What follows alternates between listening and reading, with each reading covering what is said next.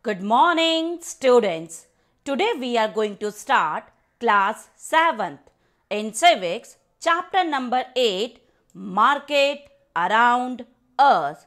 So let us start. Now, first we are going to understand what is market.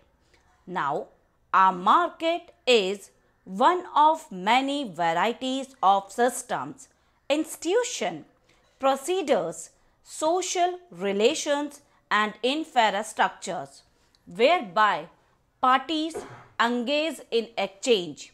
While parties may exchange goods and services by barter, most markets rely on sellers offering their goods or services including labor in exchange for money from buyers.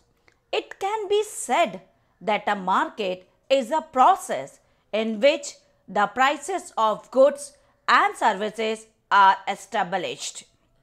Markets vary in form, scale, volume and geographical reach, location and types of participants, as well as the type of goods and services traded. There are many kinds of markets that we may visit for everyday needs.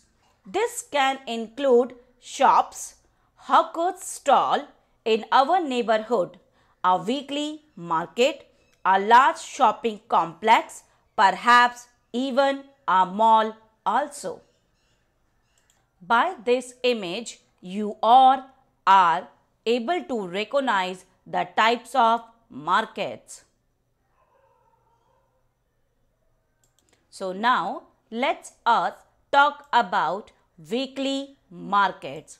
A weekly market is so called because it is held on a specific day of the week. Weekly markets do not have permanent shops. Traders set up shops for the day and then close them up in the evening. Then they might set up at a different place the next day. There are thousands of such markets in India. People come here for every day according to his or her requirements. Now, let us understand what are the advantages of weekly markets. First, availability of many things. It means most of the things we need are available at one place. Whether you want vegetables, groceries or cloth items, utensils, all of them can be found here. It's a place where the people have a choice and a variety of goods. In number second, cheaper rates. It means many things in weekly markets are available at cheaper rates. This is because when shops are in permanent buildings, they incur a lot of expenditure. They have to pay rent, electricity, fees, tax, etc. But in such markets, there are no such kind of problems. Now, in this picture, we all able to recognize that there is none kind of permanent structure of any vegetables stalls. They using tent or plastic sheets as a roof and using lorries for selling their productivity and commodity. Let us understand what are the demerits of weekly market. First, no permanent shops. Second, defective products. Third, cases of cheating the consumers. Fourth, bargaining. Now, our next point is shops in our neighborhood. Beside weekly markets, there are many shops that sell goods and services in our neighborhood. Permanent, from milk from dairy, grocery from departmental store, stationery productivity, eatables or medicines from other shops. In same manner, temporary or roadside stalls like vegetables hawker, fruit vendor, the mechanic. These all are the examples of shops in our neighborhood. For example, milk shop we will call as Amul parlor, grocery shop as grocery shop, and medical shop. Shops in neighborhood are useful in many ways. They are near our home and we can go there on any day of the week. Usually, the buyer and seller know each other, and these shops also provide goods on credit.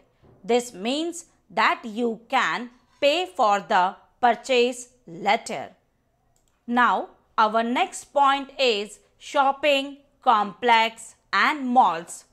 A shopping mall, shopping center, shopping arcade, shopping trinket, or simply mall is one or more buildings forming a complex of shops representing merchandisers with interconnecting walkways enabling visitors to easily walk from unit to unit, one place to another place, along with a parking area, a modern indoor version of the traditional marketplace.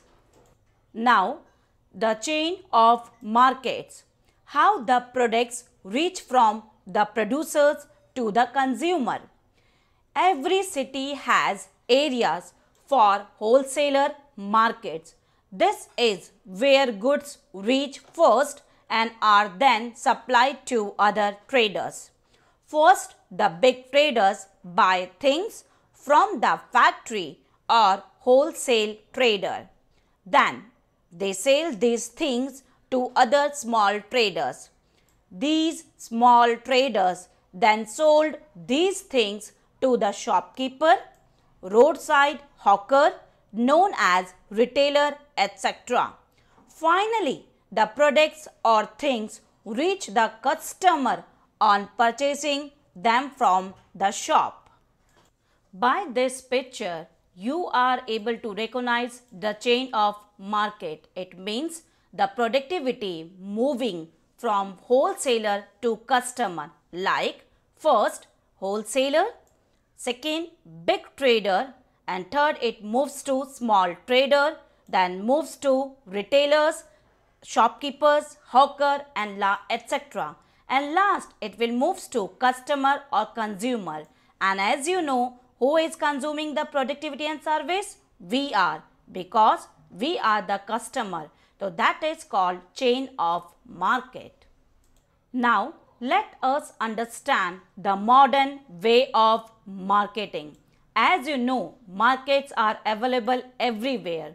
So according to that, so far we have seen different marketplaces where people buy and sell a variety of goods and services. All these markets are in a specific locality and work in a particular manner and time. However, it is not necessary that one has to go to the market to purchase goods. Now, the order of products can be placed through phone and internet, and the goods are delivered at home. Buying and selling also takes place through agents also. By this image, we are able to understand about online shops, like we all orders some products via Amazon, Flipkart, eBay, etc. at our home.